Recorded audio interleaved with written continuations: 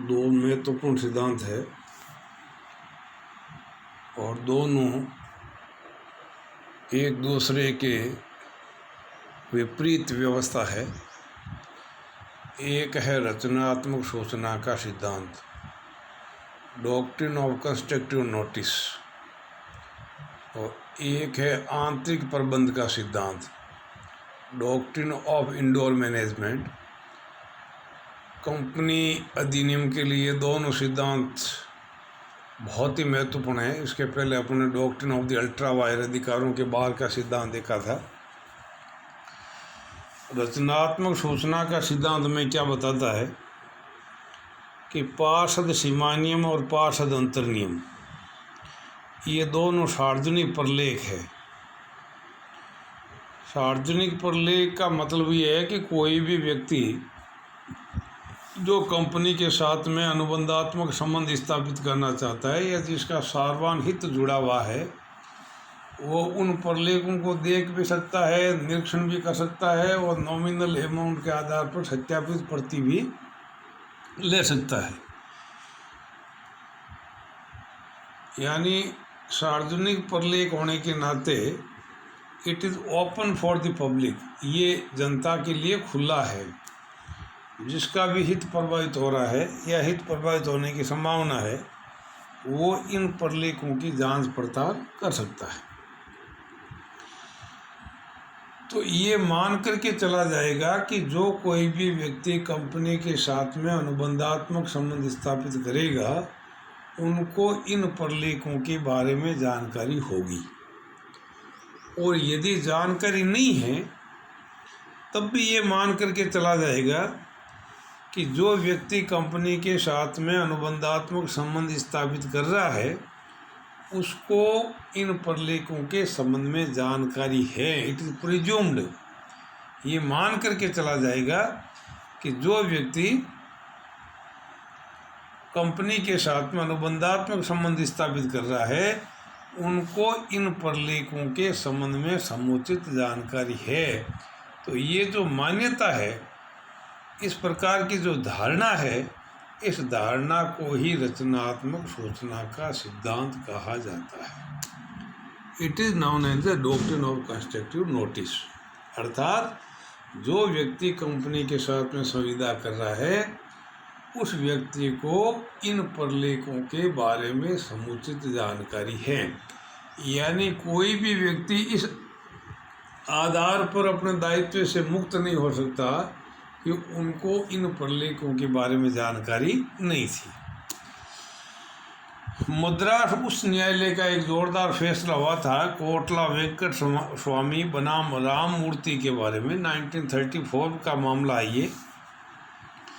कोटला वेंकट स्वामी बनाम राममूर्ति के मामले में अंतर नियम के अंदर ये व्यवस्था थी कि कंपनी के सभी अनुबंधों पर कंपनी के प्रबंध संचालक, मैनेजिंग डायरेक्टर, सचिव एवं कार्यकारी संचालक के हस्ताक्षर होंगे।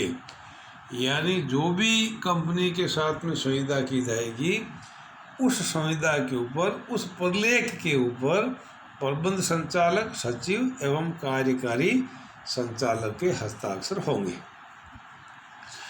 कंपनी ने राममूर्ति के पक्ष में एक बंधक पत्र, मॉर्गेज डीड लिखा। उस मॉर्गेज डीड के ऊपर जो है वो प्रबंध संचालक के यानी एमडी के हस्ताक्षर नहीं थे। एमडी के हस्ताक्षर नहीं थे। और बाद में इस डीड को क्रियान्वित करने की बात आई, तब कंपनी ने जो है वो ये कह करके कि भाई ये जो है हमारे अधिकार सीमा के भीतर नहीं है, इसलिए हम इस डीड का, मॉर्गेज डीड के अनुरूप जो है हम कार्रवाई नहीं कर सकते। तो राममूर्ति ने कंपनी के अंतर्नियम, जब ये मामला कोर्ट के अंदर चला गया, तब कोर्ट ने ये कहा कि यदि राममूर्ति अंतर्नियम के प्रावधानों को देख लेता तो उसको ये जानकारी हो जाती है कि इस प्रलेख के ऊपर, इस डीड के ऊपर किन किन व्यक्तियों के हस्ताक्षर होने चाहिए। अब क्योंकि इसमें मैनेजिंग डायरेक्टर हस्ताक्षर नहीं है, इसलिए कंपनी इस मॉर्गेज डीड के प्रति उत्तरदायी नहीं है।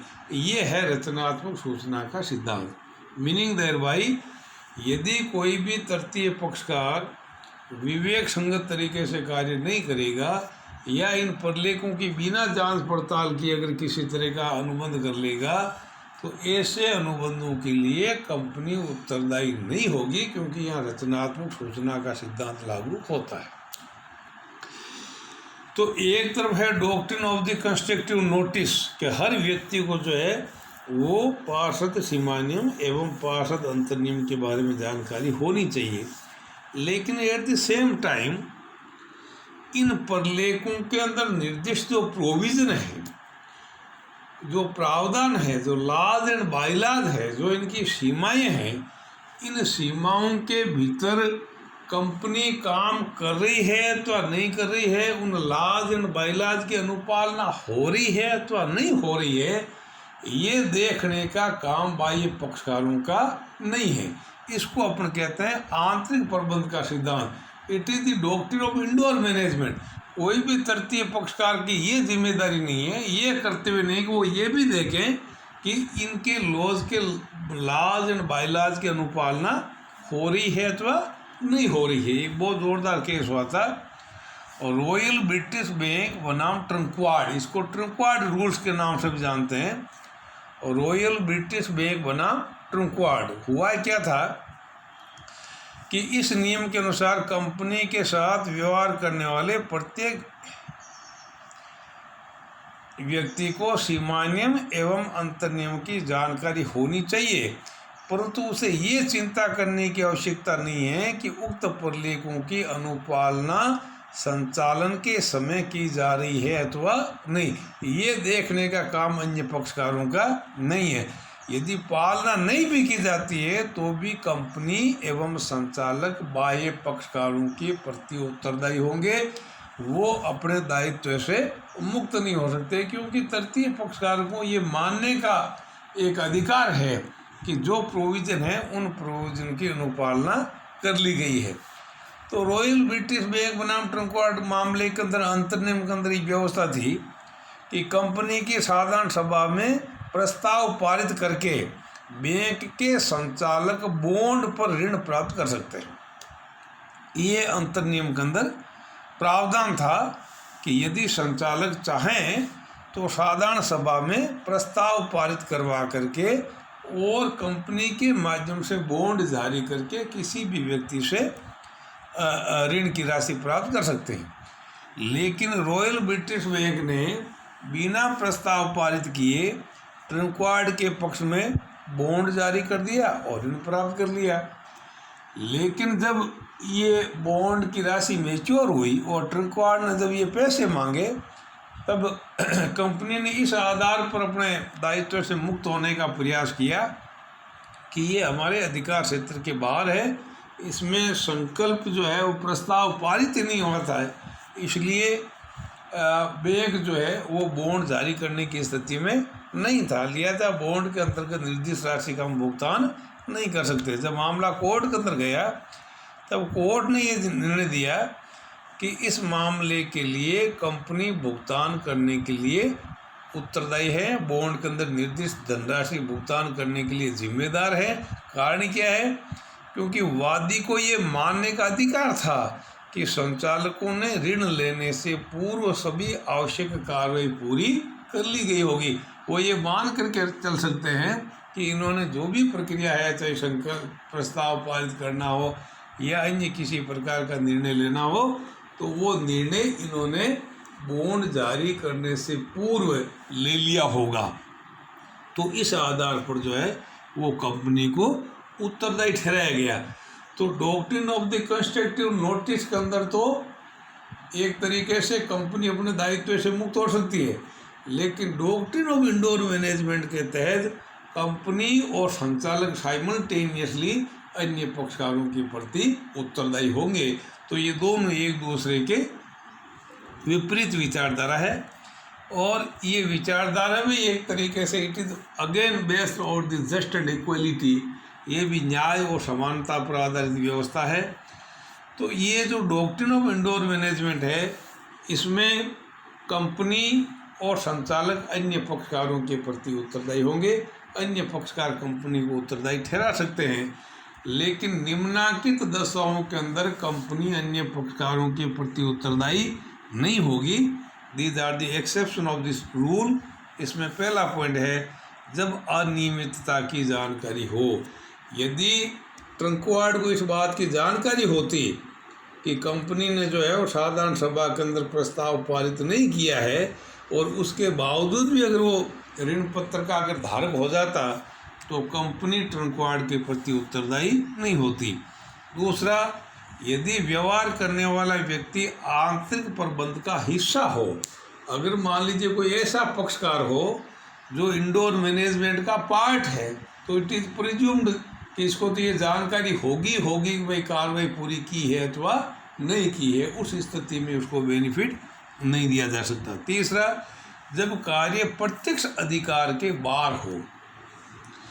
एक साधारण समझ वाला व्यक्ति भी ये जानकारी ले सकता है कि ये कंपनी के अधिकार सीमा के भीतर नहीं है, तो ऐसे कार्यों के लिए भी कंपनी उत्तरदायी नहीं होगी। और चौथा और पांचवा, अगर मान लीजिए कोई जालसाजी का मामला हो, लापरवाही का मामला हो, तो ऐसी स्थिति के अंदर जो है जालसाजी इंसिडेंट भाई कंपनी के माध्यम से, कंपनी के आर्ट के अंदर जो है संचालक अगर कोई फ्रॉड कर रहे हैं, तो ऐसे कामों के लिए फ्रॉडुलेंट संचालक तो अन्य पक्षकारों के प्रति उत्तरदायी होंगे, लेकिन कंपनी की जिम्मेदारी नहीं होगी। इसी तरीके से यदि अन्य पक्षकार खुद नेग्लिजेंट हो, यानी अगर सामान्य समझ के आधार पर अगर ये पता लगा सकता है कि भाई what would be the proceeding, तो ऐसी स्थिति में कंपनी की जिम्मेदारी नहीं पड़ेगी। इसी तरह से प्रलेखों की जानकारी न होने की दशा में, अगर मान लीजिए उसको ये भी पता नहीं है कि अंतर्नियम और पार्षद सीमा नियम में प्रोविज़न क्या है, अनुपालना इट्स ए डिफरेंट एस्पेक्ट। अगर डॉक्यूमेंट्स की जानकारी नहीं है, तो कानून की अज्ञानता को सभी नहीं किया जा सकता, उसको कोई बेनिफिट नहीं मिलेगा।